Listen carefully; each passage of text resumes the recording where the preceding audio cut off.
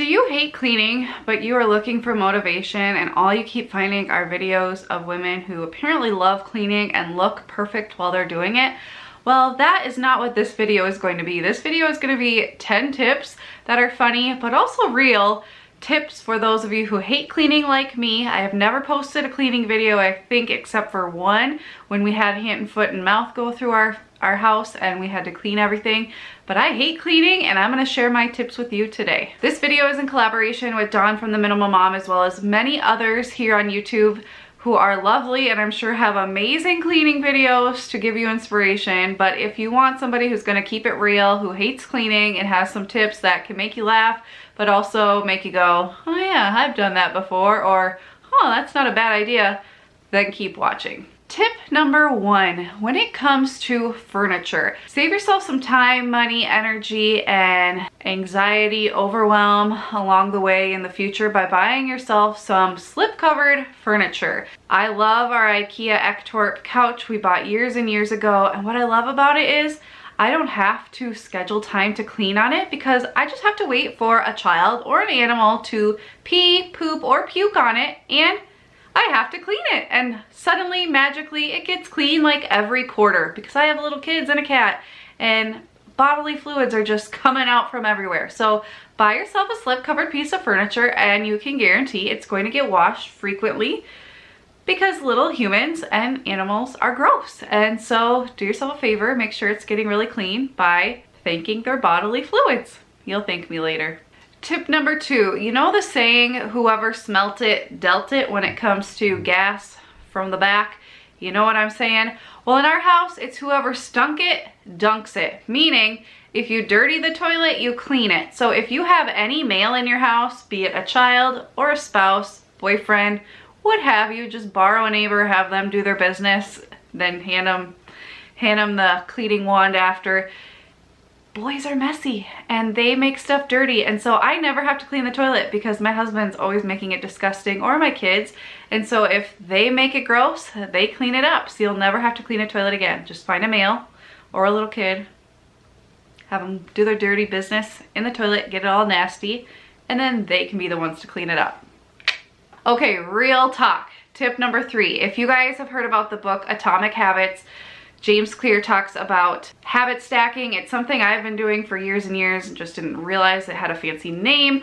But something I do every single meal is habit stack, meaning I stack the habits of eating, which is a good habit to have to stay alive, with cleaning up the counters and cleaning the floors. It does not take a long time and it actually saves me a lot of time. I hate cleaning, so by doing this little bit after each meal, and it just becomes a habit. I don't even think about it, so I don't have to like motivate myself to do it at the end of the day because I'm just doing it as part of my routine.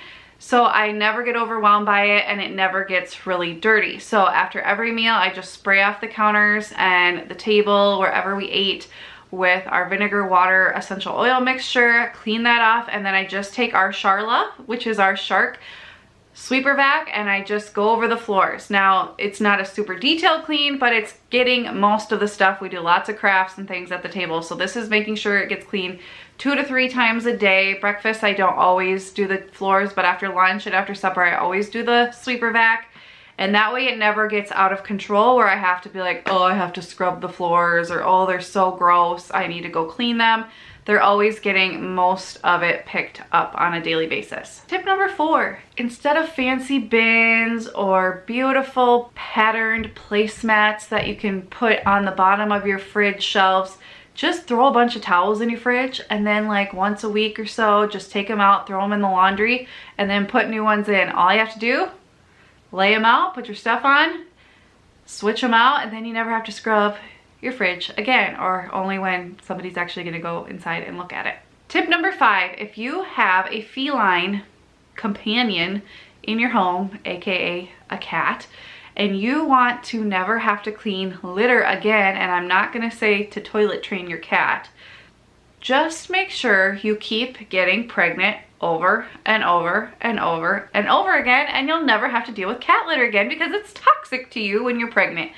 That's a great tip. That's something I'm not going to keep doing because I never want to be pregnant again, But if you like being pregnant and you like children and you don't like litter, just keep having babies and you'll never have to do the litter box ever again. Tip number 6, bribe your children early and often to help you clean. You know, some people might say incentivize or teach, train your child, but we all know it's bribery. I'll give you 1 jelly bean if you clean the counters. Deal? Yeah. Bribe them to help you, give them candy, give them screen time, whatever you gotta do to help you around the house. And you know, eventually they may become like upstanding citizens and actually offer to help and not need a bribe, but there's no shame in the bribe game. Every once in a while, every parent has to do it. So bribe your kids, have them help you clean. May not get done very well, but eventually maybe they'll do a good job and you'll be thankful for all the bribes you gave them in the past. Tip number 7 is real. And I'm sure no other cleaning video has told you this, but just shove a bunch of stuff under your couch or under your furniture and then clean that every once in a while. So like toys, dust bunnies, you know, people say sweep it under the rug, just sweep it under the couch. If you're busy and you don't have a lot of time or you just don't feel like thoroughly cleaning, push it where it doesn't really belong, but that nobody really looks or goes.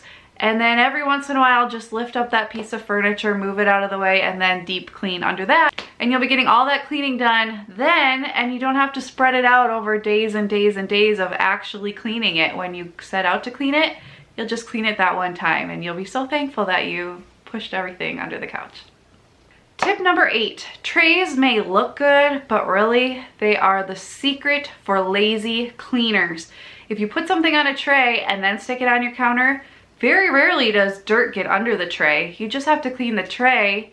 You can bring it over the sink, bring it over the garbage, wipe it off, do whatever, and put it back, and then you never really have to clean that spot on your counter or on your coffee table or in your bathroom or wherever it is on your nightstand, because that's getting all the dust on it and it looks nice and people will think you're actually organized, but really you're just very lazy. Tip number 9, this is one of my favorites and doesn't really work well during a pandemic, but hold on to hope that one day we will get to have parties again. So tip number 9 is to hold parties once a quarter, and then you will be forced to clean your house because you don't want people to know that you're a slob and a lazy cleaner. And it forces you to clean, and you don't have to stress about it any other time of the year, and you're already gonna be stressed throwing a party anyway, so why not just super stress yourself out, make yourself deep clean the whole house before and after they come, because of course when people come to your house they make a giant mess and there's food and crumbs everywhere. So you'll double clean your house for the price of one party, and then you don't have to deep clean it again for another few months. It's perfect. You get to look like you know what you're doing and like you keep it all together when you really don't, and it's just forcing you to do the task you hate. Plus you get to see people you love and care about and spend some time and have some fun. It's a win-win. And tip number 10, guys, find room in your budget to hire it out. Either hire somebody to come clean your house, or hire somebody to watch your kids so you can clean your house, or hire your kids to clean your house, or hire your spouse to clean your house. Whatever you gotta do. I'm not gonna give you any ideas, but do what you gotta do to get that house clean and not have to be the one to do it. Life is too short to do something you absolutely hate over and over and over and over again. I hate cleaning. I do clean all the time because I've got 3 small children and a cat and a husband who is like an extra child, let's just be real. So I'm cleaning all the time, but I never get a chance to like fully deep clean my house from top to bottom. So we do hire a cleaner. I've gone in and out of hiring her in the past. Just when I had more time, I would try to do it on my own. But if you have room in your budget, see what you can cut, because if it really is something you hate and you dread doing or you put off forever and you need a video like this to commiserate with somebody who also hates cleaning, find room in your budget or get creative to find time or find a way to have somebody come clean your house, or find time to do it yourself that's not taking away from other things you'd rather be doing. So something we did do, a little tip, extra bonus tip, is when we didn't have our cleaner coming on movie nights, our kids would watch a movie and then we would run around the house and clean. And that way I wasn't feeling guilty because they were gonna do movie night anyway, so they weren't getting extra screen time. And I don't really like their movies anyway at this age because they're little and they're not very good movies, let's just be real. and they don't really ever care if we're with them or not because they're so into the TV. So then we would run around, clean the house. It was a Friday night, so it'd always be clean on the weekends. And it did save us money, and then I wasn't spending any extra time out of like my time at the end of the day or during nap or early in the morning trying to clean or sacrificing time when we would be doing fun stuff as a family that is actually memory making. We would just use a time where they're occupied and we would clean the house. So that's another bonus tip for you. I would love to know, do you do any of these things? Did I actually give you a good idea? Let me know. And if you have any other real/funny cleaning tips, head over to our community tab, find the thumbnail for this video and comment there. Let's keep it real. There are a lot of people on YouTube. I'm sure a lot of them are real, but I can't always relate to them. So I try to make my content relatable for those of you who maybe aren't like the perfect people out there who have a perfectly clean house all the time. I know I definitely don't. So thank you guys so much for watching. If you like this video and are new here, I would love to have you as part of our Glue Stick family. Please subscribe, like this video if it made you laugh, and I will see you next time. Bye guys.